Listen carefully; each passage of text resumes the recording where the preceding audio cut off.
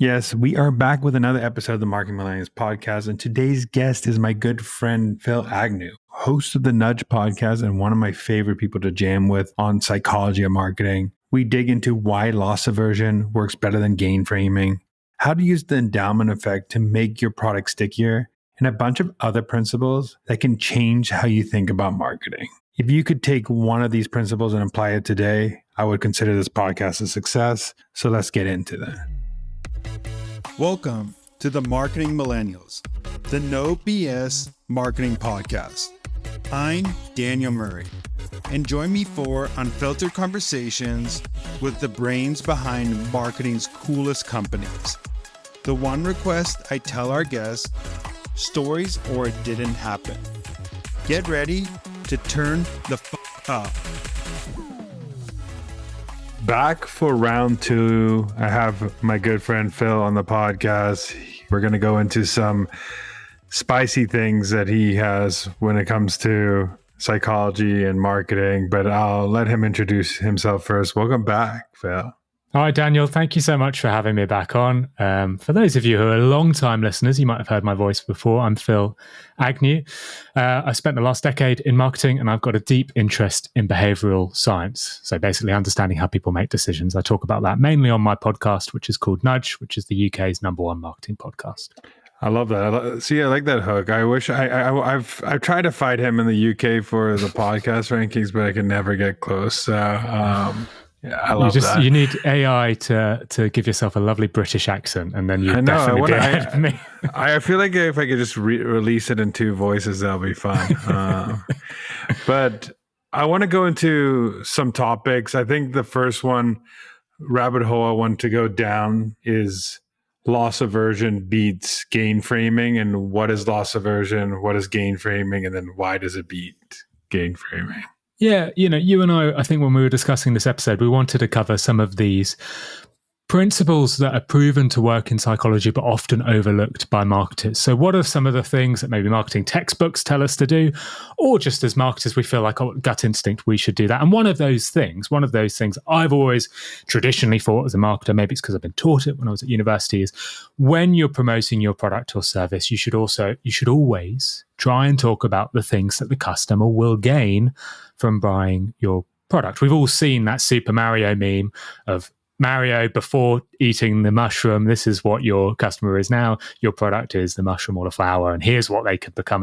And so we always talk about gains. Here's what you could gain. Netflix will give you 1,000 new shows to watch. Amazon will give you the free delivery. But what you actually find in psychology is in many examples, it is more powerful to talk about what the customer might lose if they don't purchase your product rather than what they'll gain if they do. So this is known as loss framing. And the reason this works so well is because of loss aversion.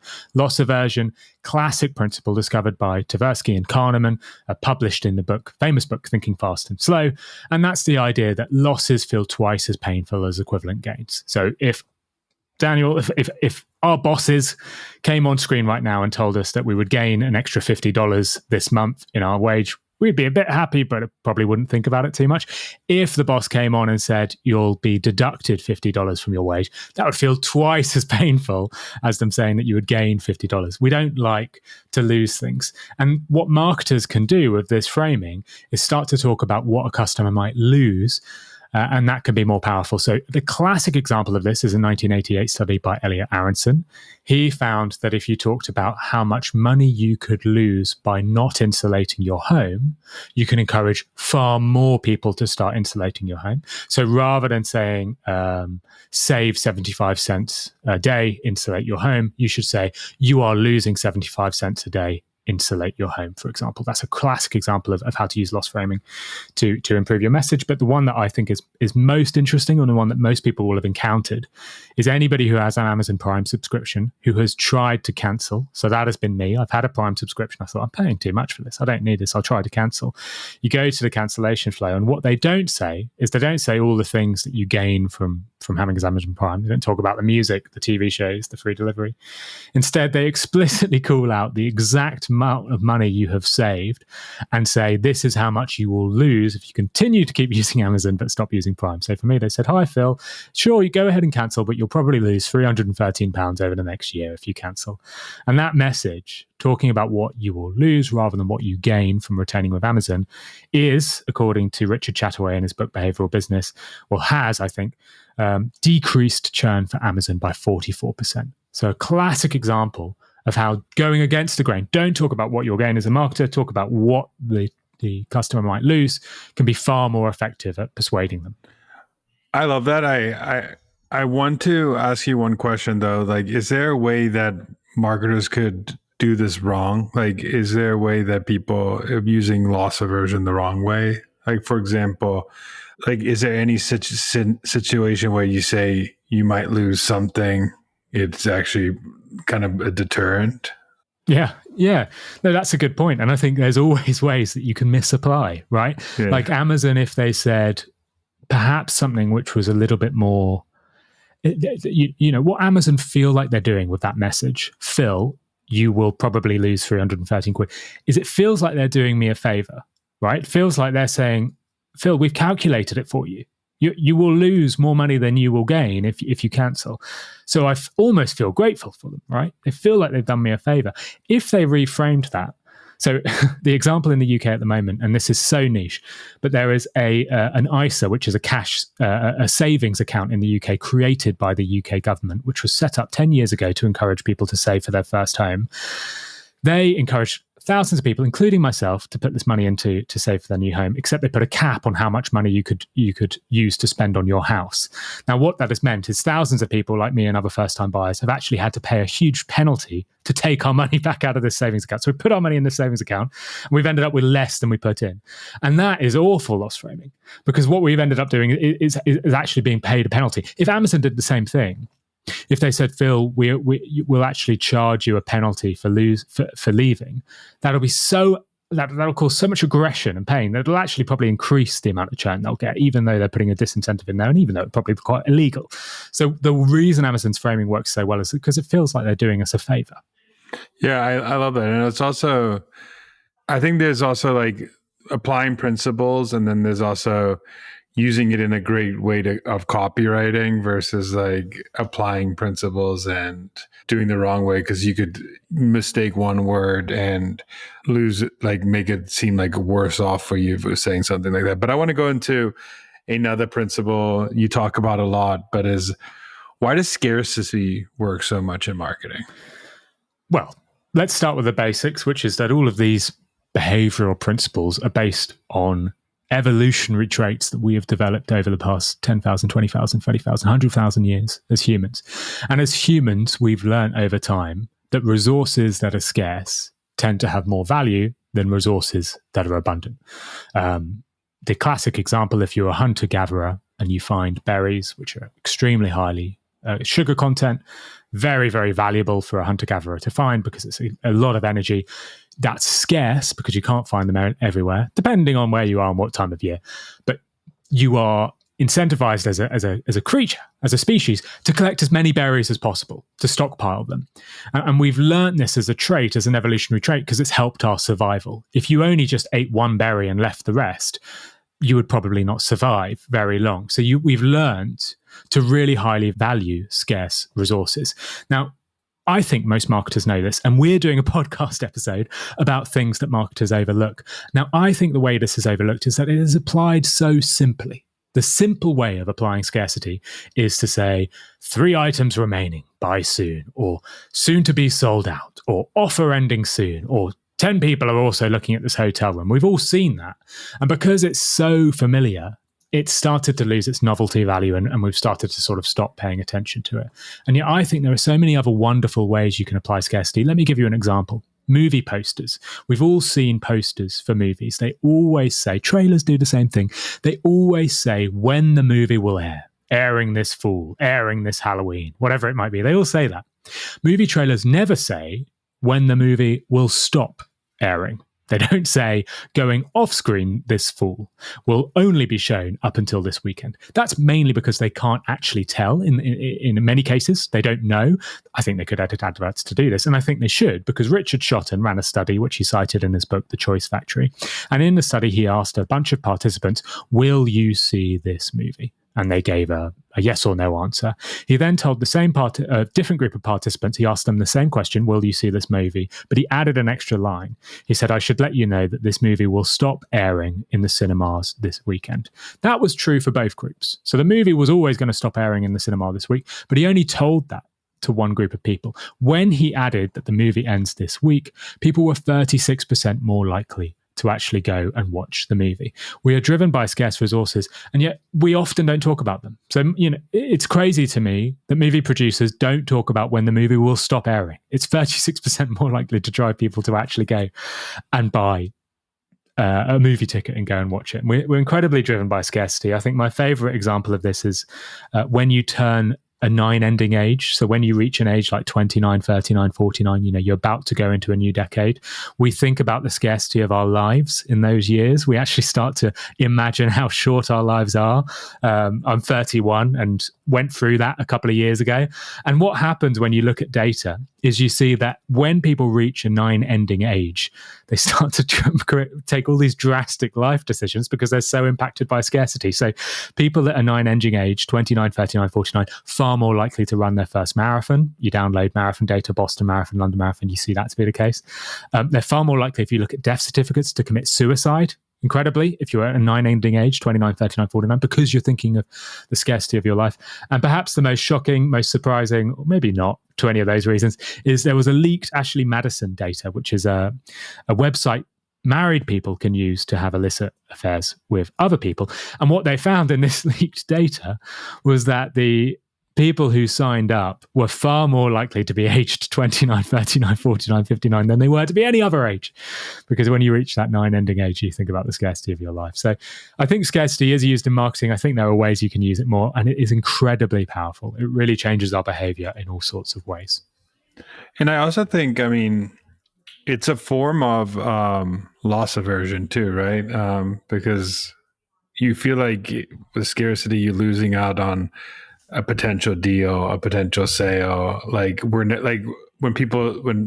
companies say like this is our only sale of like the year, or like our sale ends, but this is the only sale that you'll ever get there, or we'll never go on discount again. Something like where like people feel like they're losing out on like a potential savings. I feel like it's also, you can use like multiple of these principles together where like there's scarcity plus loss aversion on those things. You don't want to lose out on a deal. You've reminded me of a wonderful example. It was a study done in an Iowa supermarket, I believe, where they put up big signs and they told people to buy soup. And I think on average, people who saw these signs and bought soup bought about 3 cans of soup per person. Fantastic. Marketing works. You put up a sign saying buy soup, people buy soup. And then they added an asterisk. This is, you were talking about copywriting. This is such an incredible example. They added just an asterisk to the buy soup banner. And it simply said limited to 12 cans per person. Totally irrational. You're not losing anything there because nobody was buying 12 cans before. Remember, the average was 3. And yet just putting that asterisk, it made it feel like there was some scarcity, made it feel like you might lose out if you don't buy it. Like, oh, this must be popular if they're limiting it to 12 cans per person. And just adding that asterisk, that one line, increased the amount people bought from 3 cans on average per sale per person to 4.5 cans on average per sale per person. Just limiting the amount people can buy can actually impact it as well. I felt this too, because we had like a egg shortage in the United States, and when you would go to the like supermarkets, a lot of them would say like you can only have. I also had this happen in COVID with like toilet paper and stuff like that. Yeah. They used to say like only 2 per person, and which is exactly what I was literally like, if I come back tomorrow and it's gone, I might not get eggs. So I got 2 eggs even though I needed only 1. You have to. And this is what we're talking about. This is how marketers overlook this stuff. If we don't pay attention to human psychology, you will make mistakes like that. What they want to do with that limit is reduce the amount of eggs and toilet paper people are buying. But what the psychology says is you're only increasing it. Limiting the amount of eggs people can buy to 2 per person actually makes people buy more than they probably would have done anyway. Now, there are other factors at play. I think this is more the case with toilet paper, where there was more of an abundance than there was the eggs. But it's a great example of how sometimes this stuff is really misapplied.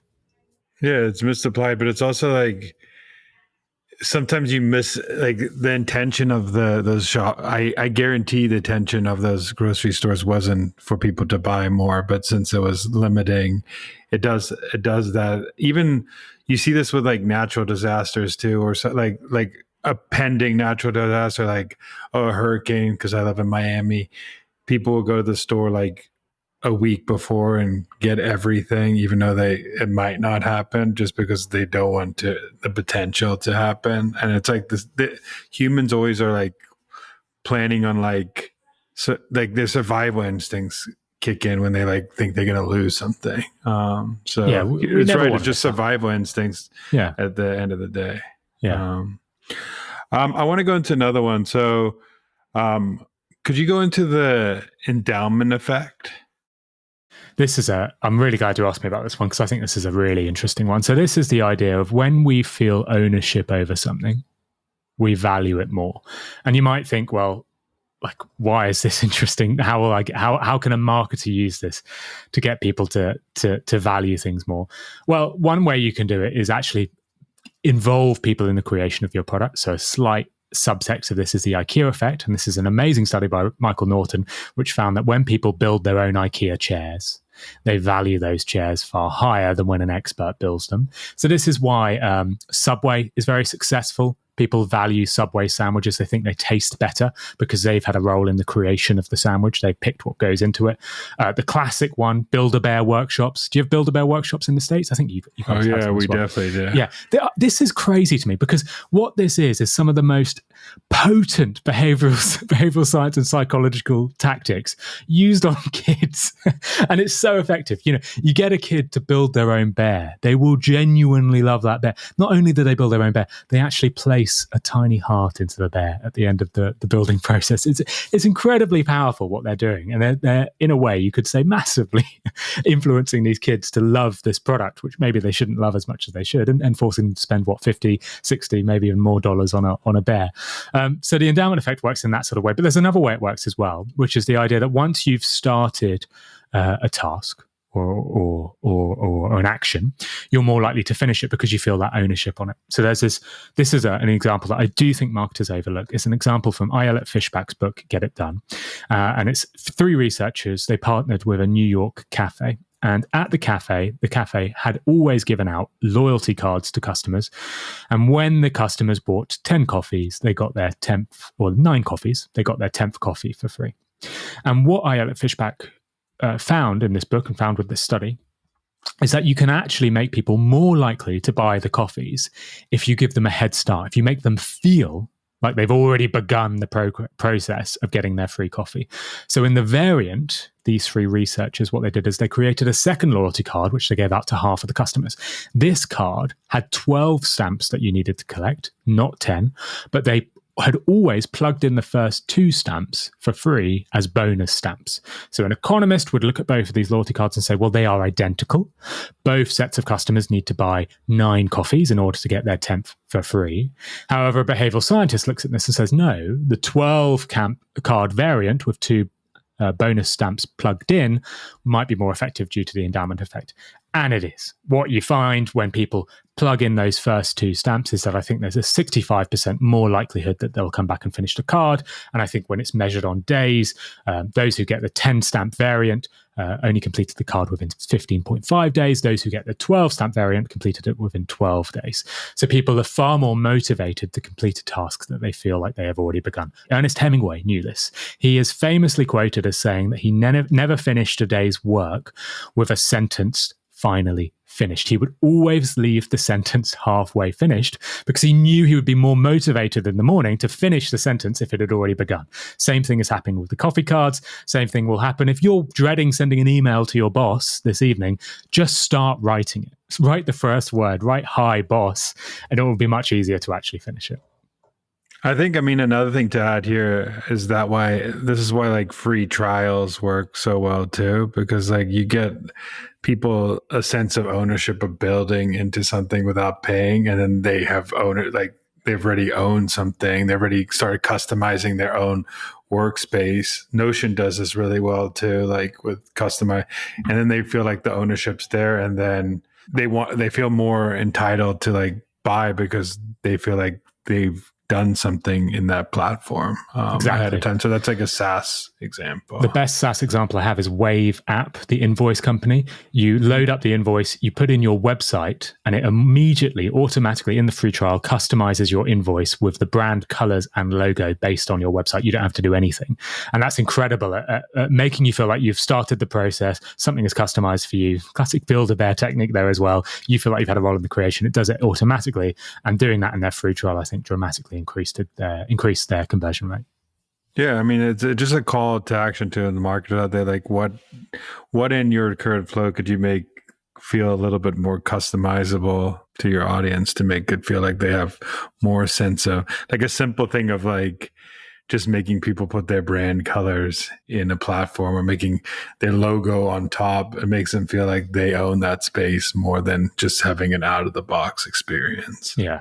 There's a reason why every video game that's successful tends to let you create your character, even if you can't even look at that character for the majority of the games. If you look at a lot of the Bethesda games, for the gamers out there, you can spend hours creating your character. You'll probably never see it because you play it in first person, but just having that time spent creating it will make you more likely to continue playing that game.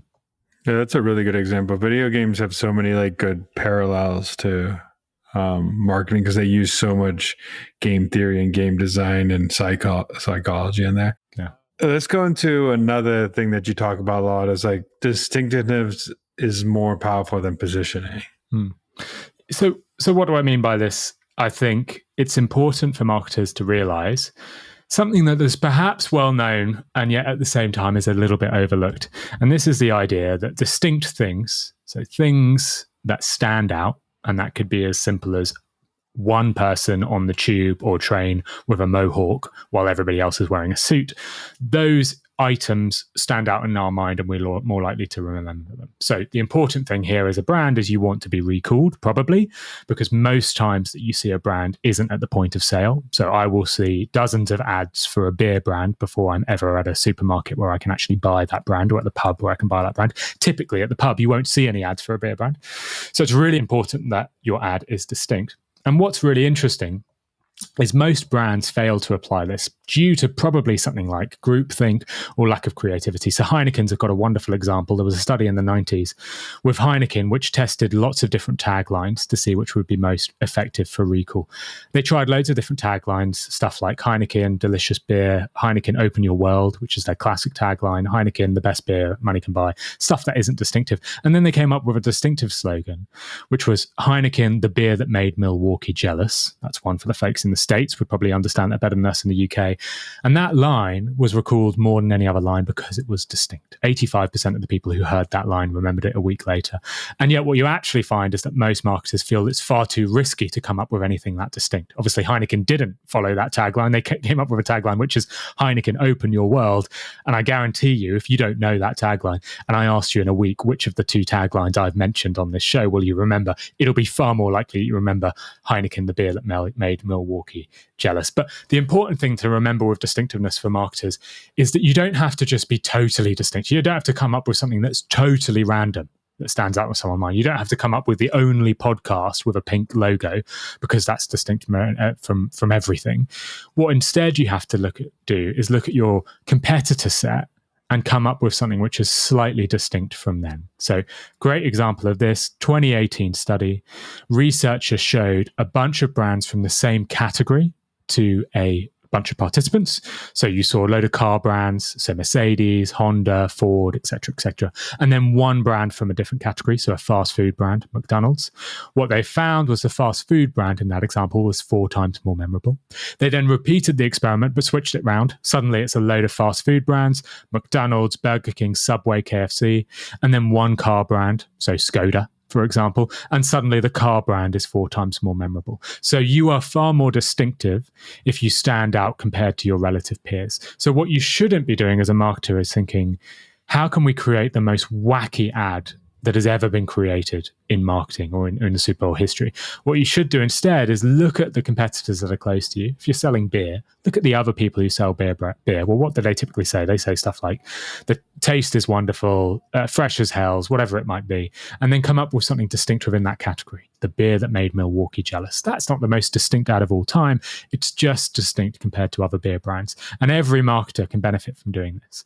We spend a lot of time thinking about our unique positioning, exactly what we're about internally. We should spend a little bit more time looking at our direct competitors, looking at the other companies that our customers will consider when they're looking to buy us, and think, how can we be slightly more distinct from them?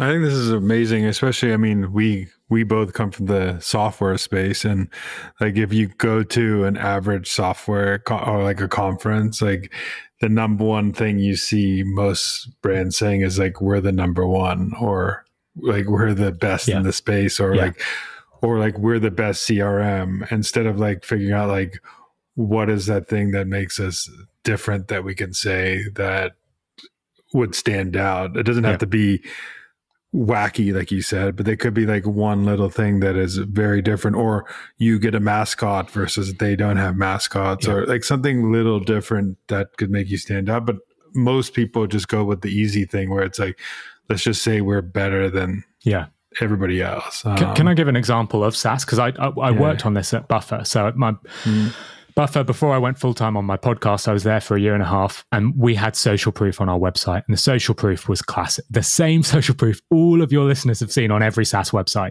We are used by HubSpot. We are used by Huel. We are used by Google. We're used by Microsoft. You know, the same sort of grayscale logos that are floating along the screen in a little carousel. And obviously that is absolutely pointless, because everybody is used by Amazon. Everybody is used by Uber. Everybody is used by Facebook, because these companies are so massive that everybody's got an account somewhere. So what we decided to do instead is come up with something distinct. How can we be different from everybody else in our market? So we got rid of Amazon, Facebook, whoever else it might have been that we had on the site. And instead we found users, very small users, who have grown dramatically since they started using Buffer. So Bob's hot dog van has grown 255% on Instagram since they started scheduling social media content on Buffer. That was one of the little carousels that went past. Sharon's hairdressing company has grown by 4 times on LinkedIn since they started using it. Julia Comedy's TikTok account has increased their content production by 4 times and grown their follower count by 100,000 since starting using Buffer. These are so different from everybody else. Suddenly, we're not talking about the giant companies who everybody else is using. We're talking about far smaller people. And we're giving actual concrete examples of how they've grown by using this tool, and just making that one change to the social proof, being slightly distinct compared to the competitor set. And there's other nudges in there that are helping. That alone increased the conversion rate on the homepage compared to the control. And for homepage conversion rate to see a noticeable difference from just changing one part of your homepage, you know that that's a significant impact. So being distinct compared to your comparison set can be very impactful. I love that. I actually saw I think it was a supplement brand, and I went on to like their landing page, and right next to the product was like a customer quote that was basically exactly like the pain point I was thinking like I was trying to solve by like getting I get no bloating from this like protein brand, like blah, blah, blah. And it was like right next to the protein, like right next to the image. And I was like, okay, this is exactly what I want. Like I knew they were doing this to get me, but exactly what, like being a marketer, I know when they're trying to get me, but it still got me because it's like, that quote is exactly what I'm trying to solve with that. Like a logo doesn't really tell you that it's going to solve anything. A direct customer quote from like social proof of people like you. Exactly. And it makes you distinctive, like you said, if no brand is doing it. So that's why I think like some of these things which you're saying, You could use so many multiple different things of psychology, like social proof mixed with distinctiveness, mixed with a quote that shows loss aversion in it. Like there's so many things that we're talking about that you could use multiple in one, or you could just use one, which is cool. What is the pratfall effect? Yeah, I love this one. So from a young age, we are told to highlight our strengths.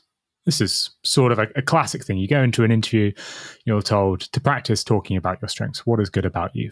If you go on a first date with someone, you probably don't want to tell them you're an awful cook and you can't clean your house. You'll instead tell them that you were number one in track and field, for example. We like to highlight our strengths. And what's interesting is this is pretty concrete amongst everyone. Politicians do this, brands do this, salespeople do this. We always like to talk about our strengths. And yet there is a part of psychology that suggests that purely talking about your strengths can actually make you less likable than if you highlight a weakness. So this is an Elliot Aronson study. I think I spoke about him towards the start of the show. And in this study, this is a fairly old study from the 80s, he recorded a video of a very intelligent quiz show participant who was asked a lot of quiz show questions and got them all right. In reality, this was just an actor, but the participants who were watching this video didn't know that. They were watching someone who they perceived to be very intelligent, answering all sorts of quiz questions correctly. Half of them just watched that video, and they were asked, how likable do you think that quiz participant is?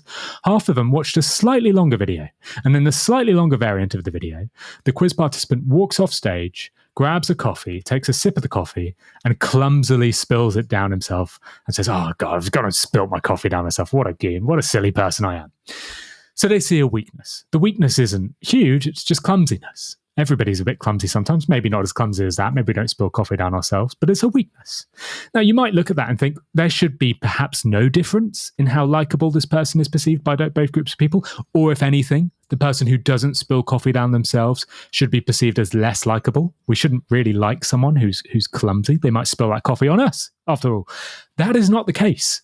Consistently, people are far more likely to rate the person who has a weakness alongside a strength, so the intelligent quiz participant who was also a bit clumsy, they are far more likely to rate that person as more likable than the person who doesn't show a weakness at all.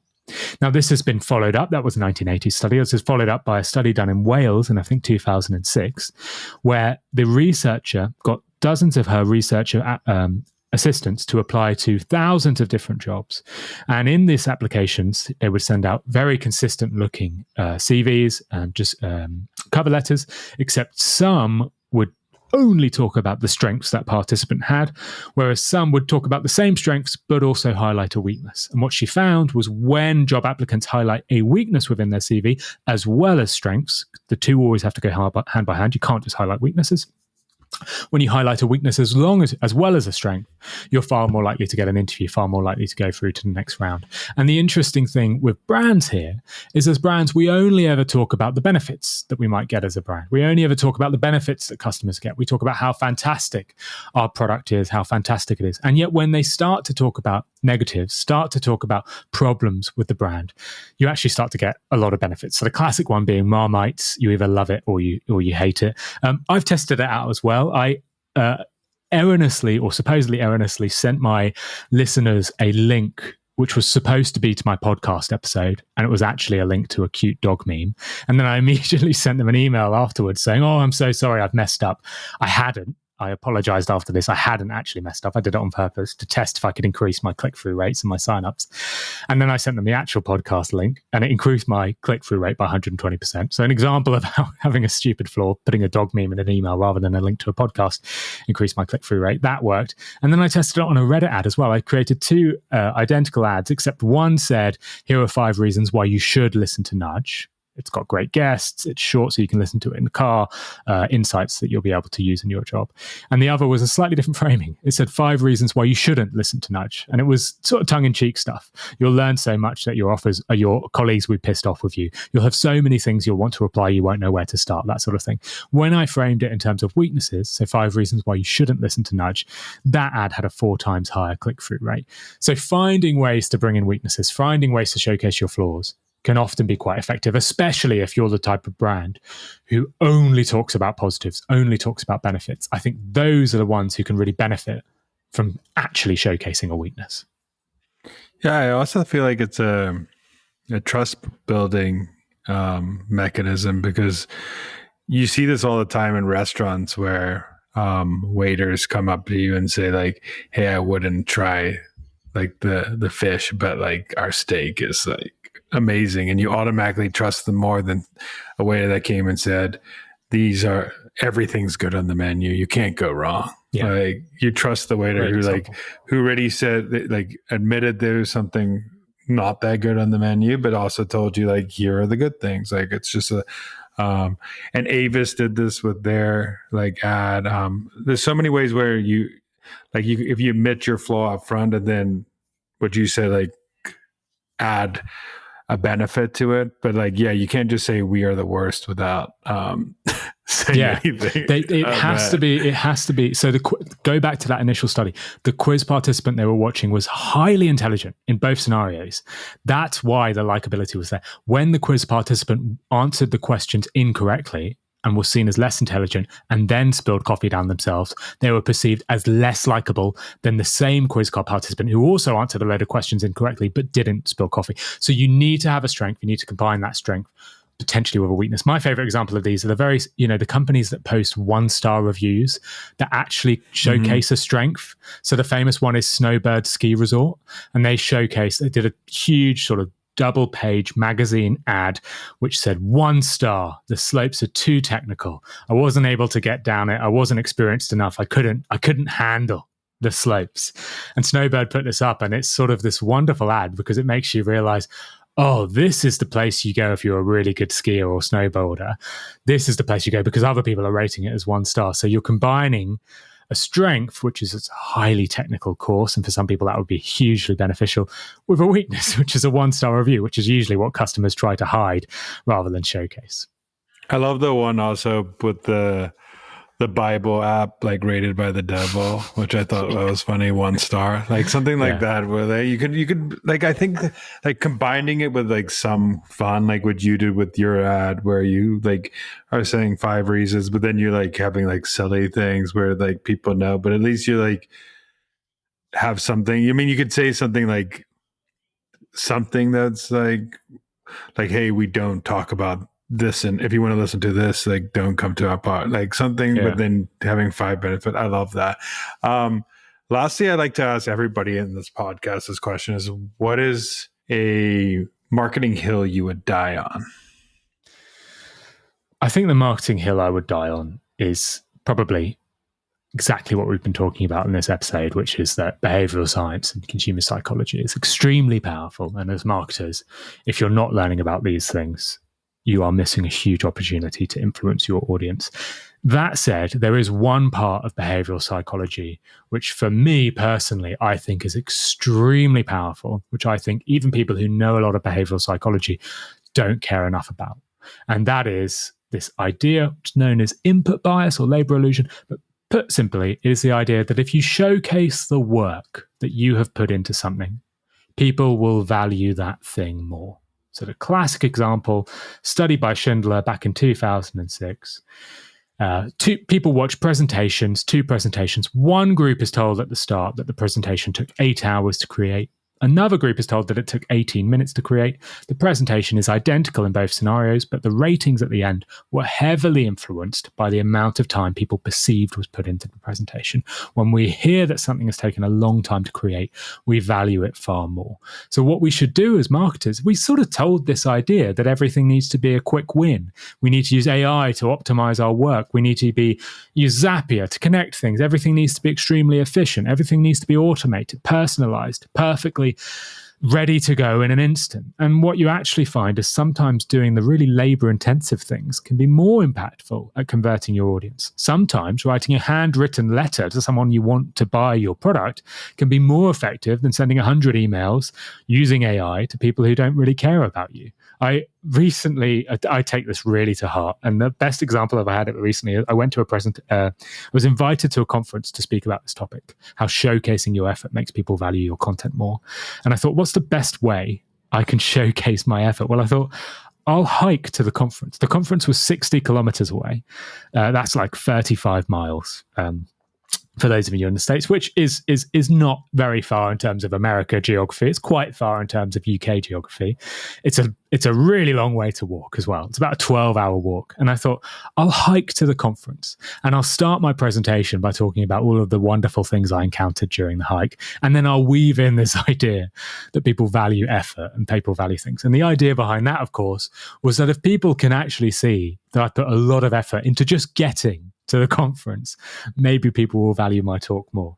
And at the end of the show, I emailed the organizer. I said, you need to tell me what the people think of this talk. And he sent me a bunch of feedback from pretty much every participant saying this was one of their favorite talks of the day. And I like to think that is because I'm a very charismatic speaker and I had some good content, but I'm actually certain it's because I showcased the effort I put into it. If I hadn't hiked to the talk, there would be far more qualified people to actually give an interesting talk and talk more interesting than me. But the effort I put in to creating that presentation made people value that presentation more.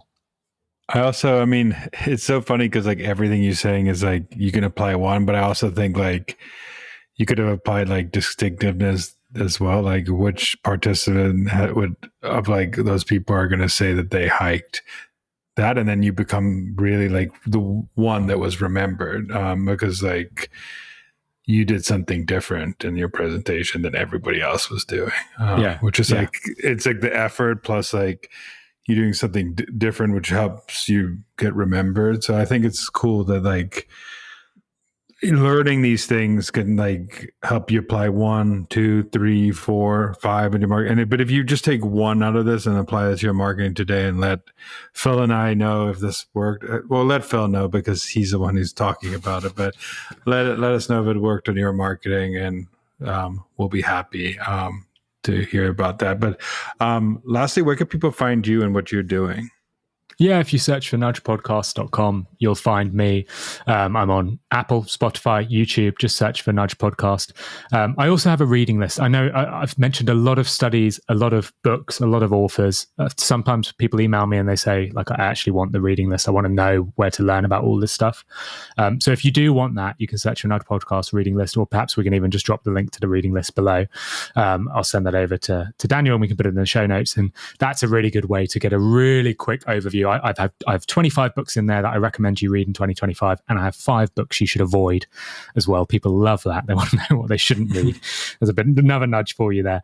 And 5 books you should avoid. So if you're interested in learning more about all of this and you don't just want to listen to me, you can actually go and read those books and download my reading list.